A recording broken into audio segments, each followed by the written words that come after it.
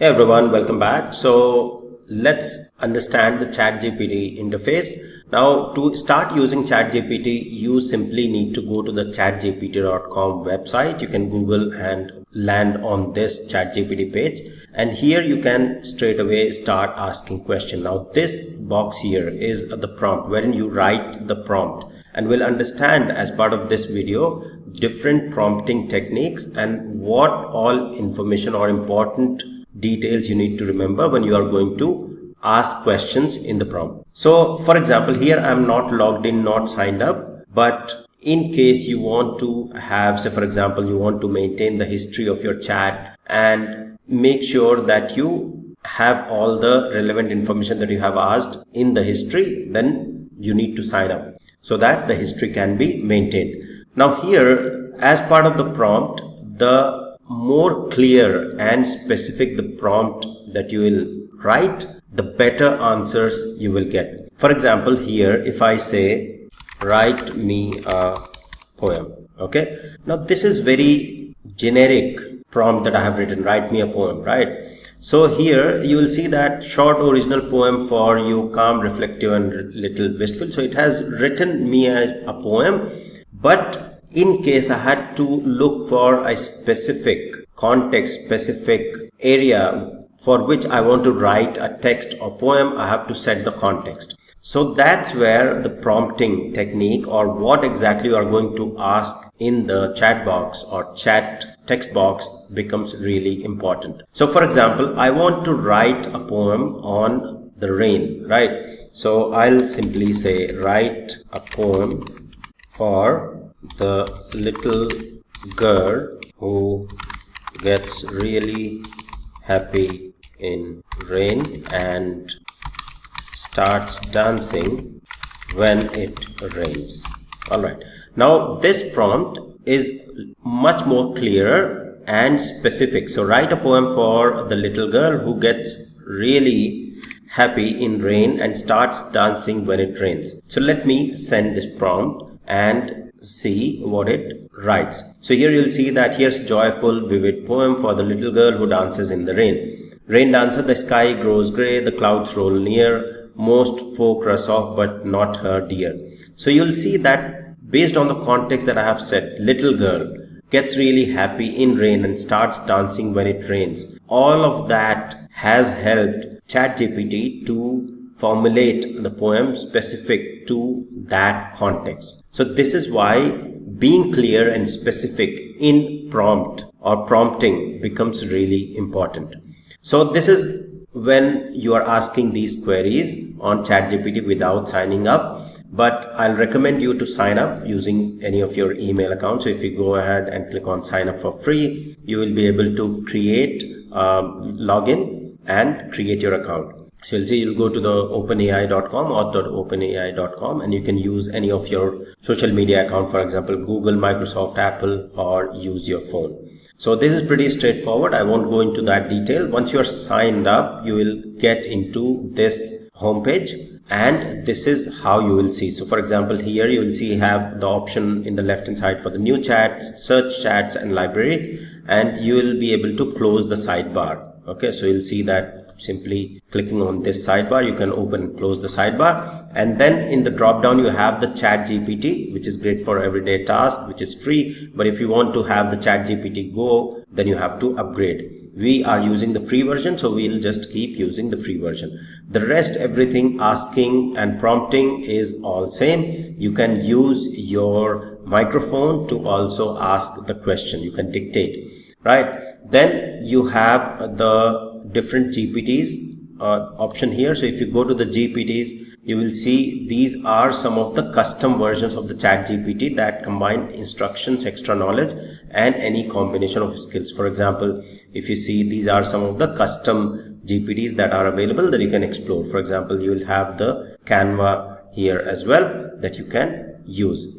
Now, what are some of the key things that you need to remember for prompting? First thing, being clear and specific. Second thing is setting up the role. So for example, if I want to ask a question for the software testing field, then I need to be specific and set the context that I am a software tester, right? So I'll say, if I have to ask something, so I'll say I am working in software testing, and if I say just send this, so you'll see that as soon as I just send that prompt, it will then set up that context, right? So are you working more on manual or automation testing, or mix of both? I can help you with things like these details, right? So as soon as you set up the role and specific context, the model, the LLM, will understand what context and what role, and if it is formulating the answers for you, it will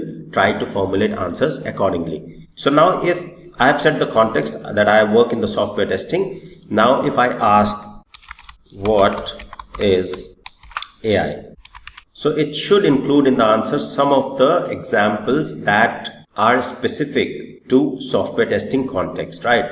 So if I go below here, would you like me to explain AI in software testing specifically, right? So this is specific because this answer came in because I have set up the context at the top, and this is what context setting is all about. So the large language models, or ChatGPT, because it's using the GPT model, it understands, it remembers the context, and based on that it will answer the question. So here I have asked what is AI, and if I say would you like me to explain AI in software testing specifically, if I say yes, then it will understand that it remembers the previous context, right? So I said yes, and it said perfect, let's connect AI with software testing, and it explained me different usage of AI into the software testing. For example, test case generation, test automation, maintenance, defect prediction, visual testing, then help with the test planning and documentation. So all of that details are then answered. So this is basically another important aspect when you are doing prompting.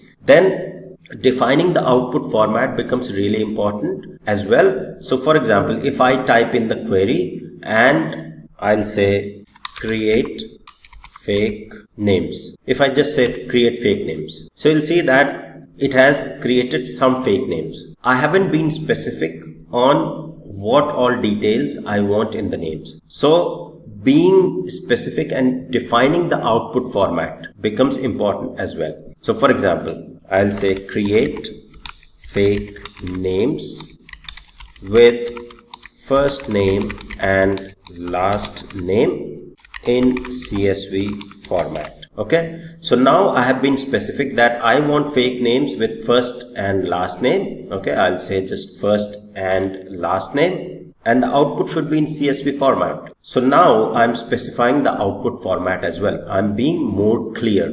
I can also specify if I want middle name as well. So I'll say first, middle and last name in CSV format. Because previously you can see that as soon as I said create fake names, it just created the fake names of male, female and neutral names. So this way you will see that it has created 20 fake names, and I haven't been specific around the number of the names as well.